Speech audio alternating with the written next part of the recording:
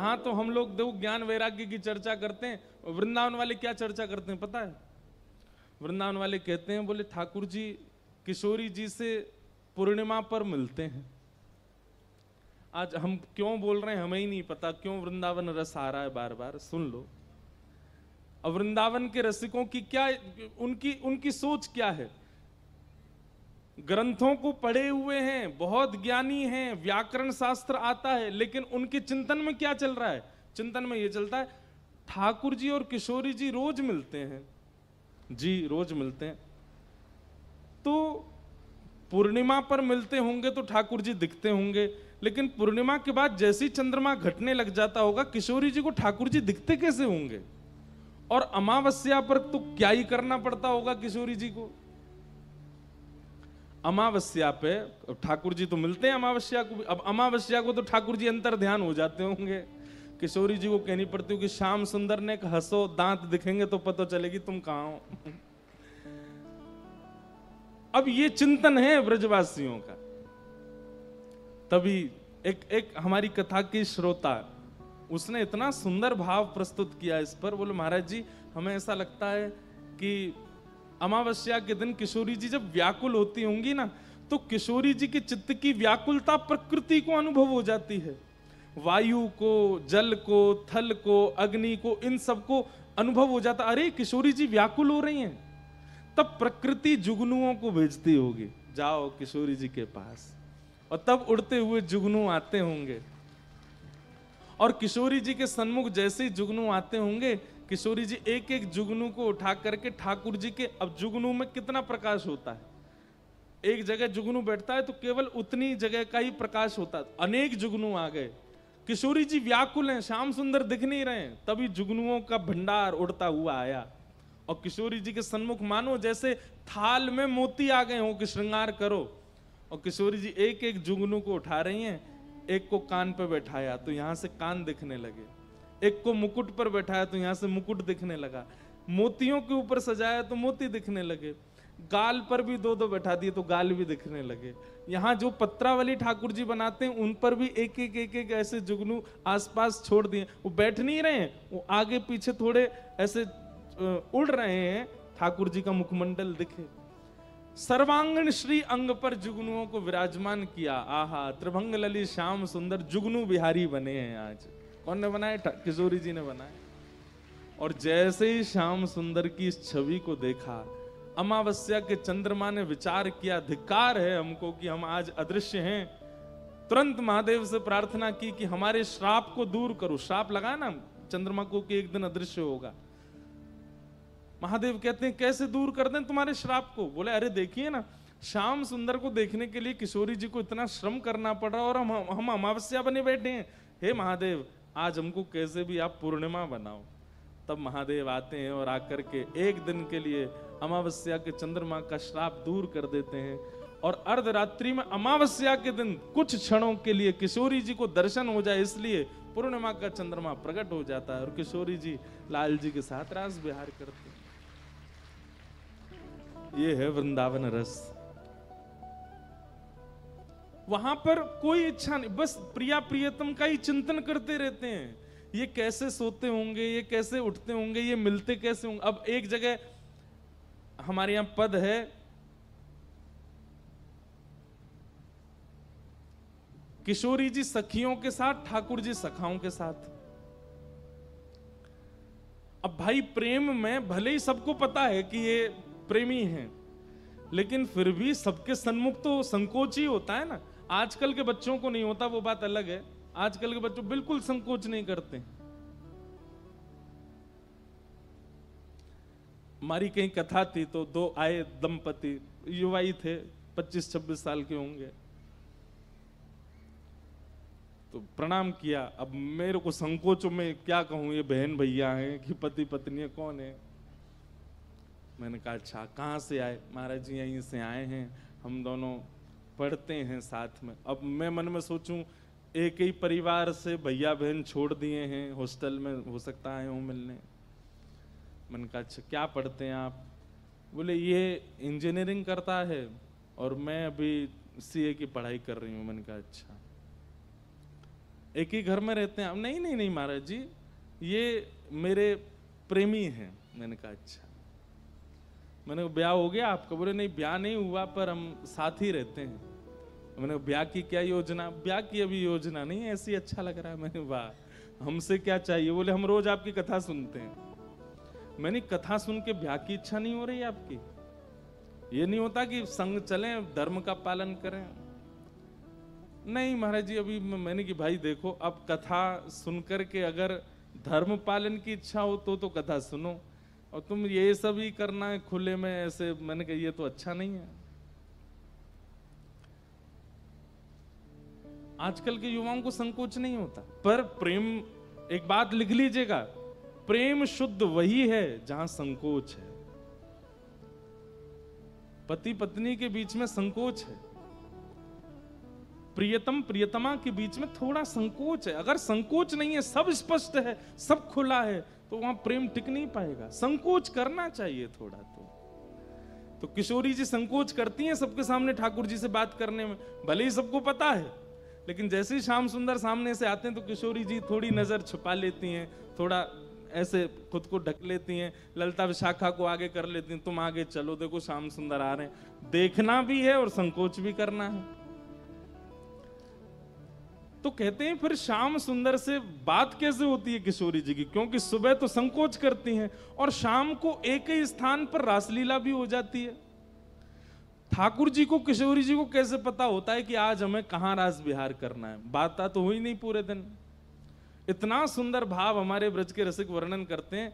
बोले किशोरी जी श्रृंगार में भाव प्रकट करके आती हैं। कैसे? श्रृंगार करते समय विचार करती हैं कि आज श्याम सुंदर से कहां मिलें। बोले शाम को एक तालाब है जिसमें कमल खिले हैं, उसके तट पर मिलेंगे। तो आज किशोरी जी कैसे वर्ण के वस्त्र पहनती हैं? बोले नीले वर्ण के वस्त्र पहनती हैं। इससे ठाकुर जी को संकेत हो जाएगा ये तालाब या नदी का संकेत कर रही हैं। और उसी में कुछ गुलाबी गुलाबी जो आकृति बन जाती हैं, उससे ठाकुर जी को संकेत हो जाए, ओहो नदी पे नहीं मिलेंगी, नदी में कमल नहीं होते, कमल तो तालाब में होते हैं, तालाब पे मिलेंगी। ठाकुर जी दूर से किशोरी जी का श्रृंगार देख के यही अनुभव करते हैं, मिलेंगी कहां। अब ठाकुर जी विचार करते हैं कि भाई तालाब तो बहुत है और बहुत तालाबों में कमल हैं, कौन से वाले तालाब पर मिलेंगी, उसका संकेत कैसे हो। तो किशोरी जी कानों में जो कुंडल पहन करके आई हैं, उनमें थोड़े थोड़े या तो मयूराकृति बनी हुई है, तो मयूराकृति से ठाकुर जी समझ, अच्छा जिस तालाब के पास मोर ज्यादा रहते हैं वहां मिलेंगी। या फिर कभी कभी कुंडलों में तोते बने हुए हैं, तो ठाकुर जी समझ, अरे जहां सुख ज्यादा हो वहां मिलेंगी। तो श्रृंगार से ठाकुर जी अनुमान लगा लेते हैं कौन सा तालाब है, कौन सा स्थान है जहां आज रास विहार होगा। उसके बाद ठाकुर जी ये संकेत पूछ रहे हैं कि हम अकेले आए कि मधुमंगल श्री दामा इन सबको संग लेके आए। तो किशोरी जी के मुखमंडल को देख करके ठाकुर जी अनुभव करते हैं, केवल एक बिंदी लगी हो तो किशोरी जी संकेत कर रही हैं किसी को नहीं लाना है, एकांत मिलन होगा। और यदि खूब पत्रावली बनी है महाराज, एक एक पत्रावली की भी 4-4 पत्रावलियां बनी हुई हैं, खूब सारी पत्रावली, और यहां पर खूब सुंदर सुंदर कपोल पर सुंदर चंदन की आकृति बनी है, तो ठाकुर जी समझ, आज तो महाराज होएगा। मधुमंगल श्री दामा को ठाकुर आज तैयार रह जाइयो, रात में आनो है। देखो किशोरी जी ऐसो भरो श्रृंगार करके आई हैं, या तो संकेत कर रही हैं कि आज शाम को रास विहार होएगा। और जिस दिन किशोरी जी को नहीं मिलना होता, उस दिन अटपटे तो वस्त्र पहने आती हैं, बहुरंगी वस्त्र, नीले गुलाबी हरे बैगनी। ठाकुर जी सोच में ही पड़ जाते हैं, भैया क्या संकेत कर रही हैं, समझ में ही नहीं आ रहा। और मुखमंडल पर एक भी पत्रावली नहीं होती। अब ठाकुर जी सोच रहे हैं कि भाई ये क्या संकेत है। और उस दिन सबसे बड़ा संकेत क्या होता है, किशोरी जी ठाकुर जी को देखती ही नहीं है, निहारती नहीं है। ठाकुर जी समझ जाते हैं आज मान कर गई है भैया, ये तभी कोई संकेत नहीं है। फिर ठाकुर जी मान लीला को भंग करने के लिए कुछ ना कुछ योजना बना। अब ये प्रिया प्रियतम का सुख विलास है जिसमें वृंदावनी सदा रमे रहते, बड़े बड़े ज्ञानी, बड़े बड़े वैरागी, बड़े बड़े विरक्त छके रहते हैं ऐसे भावों में। इसके लिए किशोरी जी का आगमन हुआ। इसलिए रुक्मणी कृष्ण विवाह का प्रसंग भागवत जी में कहा गया, क्योंकि इसमें आप सब प्रवेश कर सकते हो। प्रिया प्रियतम के सुख विलास में सबका प्रवेश नहीं हो सकता।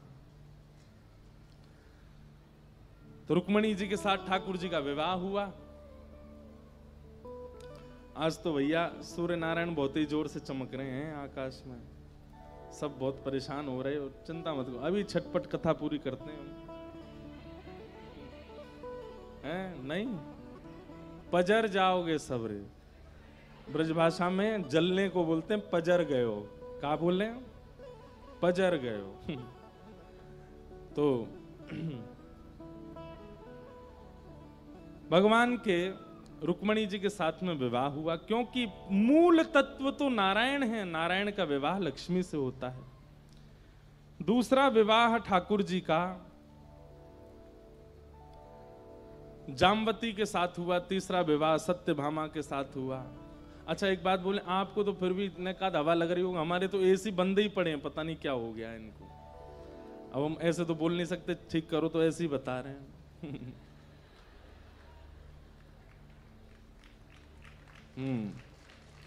तो अब मुखिया को ही जब इतनी परेशानी होगी तो फिर बाकी के सब कैसे करेंगे? थोड़ा इधर घुमा दो, बस ठीक, थोड़ा नीचे कर दो। जय। तो क्या बता रहे थे? हाँ, अब जब तक ब्रज की बात चल रही तब तक नहीं लगी हमको गर्मी। जैसे ही वहां से वापस आए तो लगा कि एसी तो चले ही नहीं रहे हैं।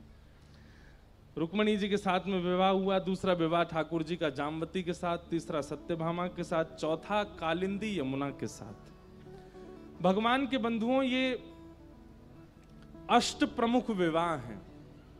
बहुत ध्यान से सुनिएगा। ये 8 पत्नियां कौन कौन हैं? 5 तो प्रकृति हैं, पृथ्वी, अग्नि, जल, वायु, आकाश।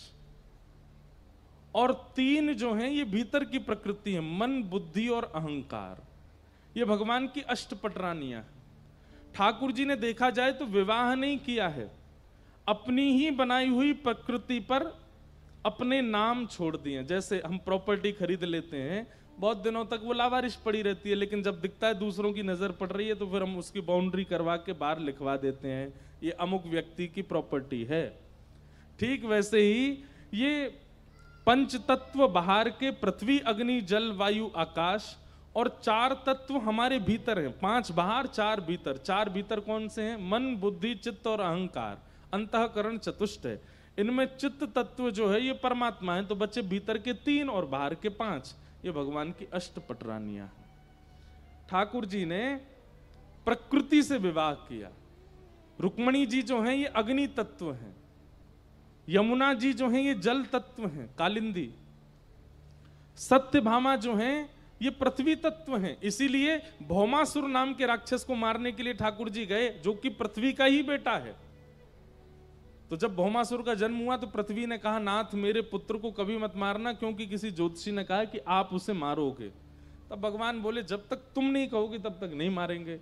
पृथ्वी ही भगवान की पत्नी सत्यभामा बनकर के आई, और जब भगवान भौमासुर को मारने के लिए गए तो सत्यभामा ने ही आज्ञा दी, बोले नाथ इसको मार दीजिए।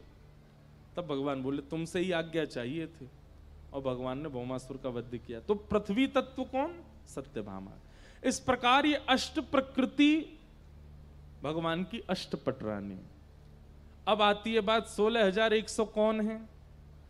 तो वेद मंत्रों में, उपासना कांड में जो भगवत उपासना के 16,100 मंत्र हैं, आपके हाथ में पुष्प दिया गया, और पुष्प देकर के कहा गया वंशी धारण करने वाले परमात्मा का स्मरण करो। वंशी विभूषित करा नवनीर दाबात, पीतांबरा अरुण बिंब फला धरुष्ठात, पूर्णेन्दु सुंदर मुखा अरविंद नेत्रात, कृष्णात परम किमपि तत्त्वमहं न जाने।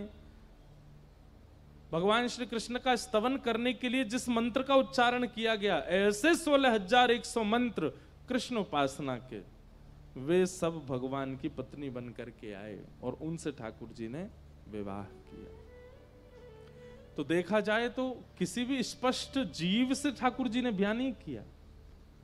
अपनी उपासना के 16,100 मंत्र और अष्ट प्रकृति से भगवान ने विवाह किया। ये हैं 16,108 भगवान के विवाह हुए। भगवान की दिनचर्या का और ग्रहचर्या का वर्णन किया गया। ठाकुर जी की दिनचर्या बताई गई। ठाकुर जी सुबह सुबह उठ जाते हैं भोर में, और भोर में उठ करके स्नान ध्यान करके सबसे पहले ठाकुर जी ध्यान में बैठते हैं। आप कहेंगे ठाकुर जी किसका ध्यान करते हैं? जो जो ठाकुर जी का स्मरण करते हैं उनका ठाकुर जी स्मरण करते हैं, स्तवन करते हैं। वृंदावन में कितने भक्त, जगन्नाथपुरी में कितने भक्त, उड़ीसा में कितने, सब भक्तों का स्मरण ठाकुर जी करते हैं।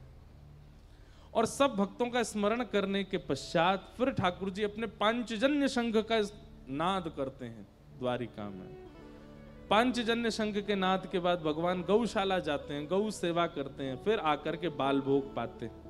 फिर अपनी स्वधर्मा सभा में बैठ करके द्वारिका में क्या हो रहा है क्या नहीं हो रहा सबका ब्यौरा लेते हैं। फिर मध्याह्न भोजन ठाकुर जी बड़े बड़े संत और जो आए हुए होते हैं द्वारिका में उनके साथ बैठ करके करते हैं दोपहर का भोजन।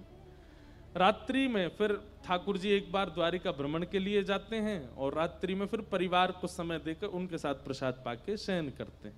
इस प्रकार एक सामान्य सी दिनचर्या भगवान द्वारिकाधीश की बताई गई। ग्रहचर्या का वर्णन किया गया। ठाकुर जी घर में कैसे रहते हैं, पर्सनल लाइफ कैसी चल रही है ठाकुर जी की, इसका वर्णन श्री नारद जी महाराज ने किया। नारद जी बोले मैं ठाकुर जी के गृहस्थाश्रम को देखने गया कि ठाकुर जी पत्नियों के साथ कैसे रहते हैं। कहते हैं बोले ऐसे कोई गृहस्थी नहीं रहता होगा जैसे ठाकुर जी रहते हैं। रुक्मणी जी के भवन में मैंने जाकर के देखा कि ठाकुर जी बैठे हैं और रुक्मणी जी भोजन पवा रही हैं, ठाकुर जी बातें कर रहे हैं, बीच बीच में पाते हैं और एक एक ग्रास रुक्मणी जी को पवाते हैं। दूसरे भवन मैंने सत्यभामा जी के में जाकर के देखा तो ठाकुर जी सत्यभामा जी के केश गूंद रहे हैं। ऐसा प्रेम प्रवाह कर रहे हैं। जब मैं जामवती के कक्ष में गया तो वहां मैंने देखा कि ठाकुर जी अपने बालकों के साथ खेल रहे हैं और जामवती बड़ी खुश हो रही हैं देख करके। जब कालिंदी के कक्ष में गया तो ठाकुर जी भी सांवले हैं और यमुना जी भी सांवली हैं, तो ये दोनों एक दूसरे का श्रृंगार कर रहे हैं। नारद जी कहते हैं मैं इतनी द्रुत गति से दौड़ता था कि अगले भवन में ठाकुर जी नहीं मिलेंगे, क्योंकि वो तो कालिंदी के साथ हैं, वो तो रुक्मणी के साथ हैं। लेकिन अंत में मुझे पता चला कि ठाकुर जी तो 16,108 रूप बना के एक एक पत्नी के साथ एक साथ निवास करते हैं और सबको सुख देते हैं, अपने गृहस्थाश्रम का पूर्ण निर्वहन करते हैं। मैं परमात्मा हूं, मैं परब्रह्म हूं, मैं बहुत व्यस्त हूं, मैं समय नहीं दे सकता, ये व्यवहार नहीं है ठाकुर जी का। सबको समय देते हैं, सबके साथ उचित व्यवहार करते हैं। नारद जी ने भगवान के ग्रहचर्या का दर्शन किया। कहीं कहीं ठाकुर जी के कलह भी हो रहे हैं, वो भी नारद जी ने देखे। कैसे कलेश हो रहे हैं ठाकुर जी, जबरदस्ती लड़ रहे हैं ठाकुर जी। किससे लड़ रहे हैं? एक प्रणय कलह तो रुक्मणी जी के लिए ही आता है भागवत जी में। भगवान बोले ये कभी गुस्सा ही नहीं होती हम पे, ये रुक्मणी आज तक इतने साल हो गए हमारी शादी को, इसको गुस्सा क्यों नहीं आता है? तो एक दिन ठाकुर जी बोले रुको, हम इसको गुस्सा दिलाएंगे आज। तो भगवान बोले हे रुक्मणी जी, बोले जी आज बढ़िया दाल भात बनाना, हम शाम को आके पाएंगे। रुक्मणी बोली जो आ गया। और ठाकुर जी बोलते हैं तो और आनंद से बनाते हैं सब। 4-5 प्रकार के भात बनाए, केसर वाले भात, मीठे भात, नमकीन भात, सादा भात, दाल आदि बनाई। ठाकुर जी जैसे शाम को आए तो पहले ही सोच के आए कि मुझे लड़ना है रुक्मणी से। जैसे थाली पर बैठे तो रुक्मणी जी ने परोसा। ठाकुर जी बोले अब हमारा मन नहीं कर रहा भात खाने का, तुम तो रोटी बना के ले आओ। रुक्मणी जी अच्छा कोई बात नहीं, अभी लाती हूँ, रोटी बना के लिए आए। लीजिए रोटी पर, अब रोटी का मैं पराठा बनाओ। रुक्मणी जी बोली पराठा बना देते, पराठा बना करके ले आए। सुनो देवी मुझे भूख ही नहीं लग रही, मैं तो सोने जा रहा हूं। रुक्मणी जी बोली कोई बात नहीं, आप सहन कर लो। इतनी सुबह से बना रही हैं सब कुछ, लेकिन रुक्मणी जी को फिर भी क्रोध नहीं आया। ठाकुर जी पौड़ गए, रुक्मणी जी चरण दबाने लगे। थोड़ा धीरे दबाओ ना, बहुत तेज दबा रही हो। रुक्मणी जी धीमे धीमे दबाने लगी। अब अभी भी तेज दबा रही हो, और धीमे दबाओ। रुक्मणी जी अब बिल्कुल स्पर्श कर रही हैं। अरे मेरे पाँव में दर्द हो रहा है, थोड़ा धीरे दबाओ। रुक्मणी जी हाथ ऊपर करके अपनी छाया से दबा रही हैं। ठाकुर जी कह रहे हैं नहीं मानोगी तुम अभी। बोले मैं स्पर्श ही नहीं किया, आप क्यों नाटक कर रहे हो इतना। अब देवी मुझे तो भूख लग रही है, मैं तो पाऊंगा। बोले चलो पालो। अंत में ठाकुर जी ने हाथ पकड़ा, तुम क्रोध क्यों नहीं कर रही हो हम पे, हम तुमसे इतना लड़ने का प्रयास कर रहे हैं, ये करते हो, तुम लड़ती नहीं हो हमसे। रुक्मणी जी कहती हैं जिसको श्याम घन प्राप्त हुए हों, जिसको ऐसा अमूल्य रत्न प्राप्त हो गया हो, उसकी हर अवस्था स्वीकार है। अभी चतुरासी जी का पद है, जोई जोई प्यारो करे सोई मोहे भाव। ठाकुर जी को जब किसी से अत्यंत प्रेम होता है ना, तो ऐसे ही परेशान करते हैं, और व्यक्ति परेशान हो जाता है ना, तो ठाकुर जी कहते हैं फेल हो गया। लेकिन उनके अनेक प्रयास करने पर भी सामने वाला परेशान ना हो। जैसे राखो तैसे रहूं, आप जो करना चाहो कर लो, हम परेशान नहीं होंगे। ठाकुर जी को वही प्रिय होता है। अंत तो गत्वा रुक्मणी जी के इस प्रेम को ठाकुर जी ने स्वीकार किया। रुक्मणी जी ने कभी क्रोध नहीं किया ठाकुर जी पर। और एक पत्नी है भगवान की सत्यभामा, वो 365 दिन में एक बार प्रेम से बात करती हैं ठाकुर जी से, नहीं तो डांटती ही रहती हैं। ठाकुर जी बहुत डरते हैं सत्यभामा से। लेकिन ठाकुर जी कह रहे हैं भैया गृहस्थ आश्रम, जैसे एक पत्नी में जितने गुण होते हैं ना, भगवान की 16,000 पत्नियों में अलग अलग हैं। एक गुण रुक्मणी में, एक गुण सत्यभामा में, एक गुण जाम्बती में, एक गुण कालिंदी में। लेकिन ठाकुर जी कहते हैं सर्व गुण होने चाहिए गृहिणी में। उससे भय भी होना चाहिए, उसके प्रति प्रेम भी होना चाहिए, उसके प्रति सम्मान भी होना चाहिए, उसके प्रति आदर भी होना चाहिए, उसके प्रति दासत्व का भाव भी होना चाहिए, उसके प्रति प्रभुत्व का भाव भी होना चाहिए। सब भाव भगवान अपने गृहस्थाश्रम में जी रहे हैं, आनंद कर रहे हैं। तभी पांडवों ने राजसूय यज्ञ किया, भगवान को आमंत्रित किया। ठाकुर जी जरासंध के यहां गए, जरासंध को वध करवा करके भीम से 20,000 राजकुमारों को वहां बंदी थे, वहां से मुक्त करवा करके राजसूय यज्ञ में गए। और वहां जाकर के राजसूय यज्ञ में आने वाले लोगों के पादुका उठाने की सेवा ठाकुर जी ने की।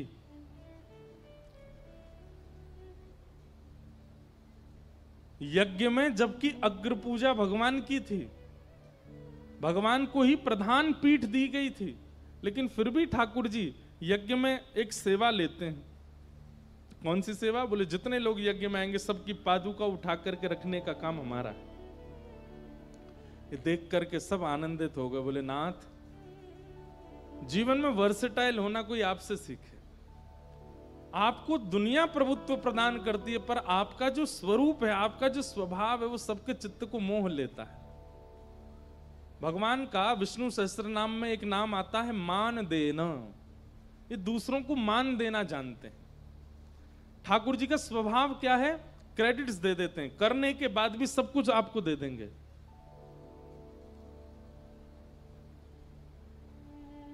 मैं कहूं मैंने 7 दिन कथा सुनाई, मेरी कथा सुन के एक व्यक्ति के जीवन में परिवर्तन हो गया। जगन्नाथ जी मंद मंद मुस्काएंगे, हम बे तेरी कथा से ही हुआ है। अरे हमारी इच्छा नहीं होती तो तू बोल पाता, हमारी इच्छा नहीं होती तो तेरे जीव में स्वर आ पाता, हमारी इच्छा नहीं होती तो वो सुन पाता, हमारी इच्छा नहीं होती तो वो परिवर्तन कर पाता। लेकिन अच्छा है तुम सब सारे क्रेडिट ले लेते हो। करते सब ठाकुर जी हैं, पर हम लोग अपनी पीठ थपथपाते हैं कि हमने किया। ठाकुर जी का स्वरूप कैसा? मान देना, सबको मान देते, अमानिना मान देना। और स्वयं कैसे? मान रहित, कभी मान नहीं चाहते। ऐसे श्री कृष्ण राजसूय यज्ञ में गए, तभी वहां शिशुपाल भगवान को गालियां देने लगा। 100 से ऊपर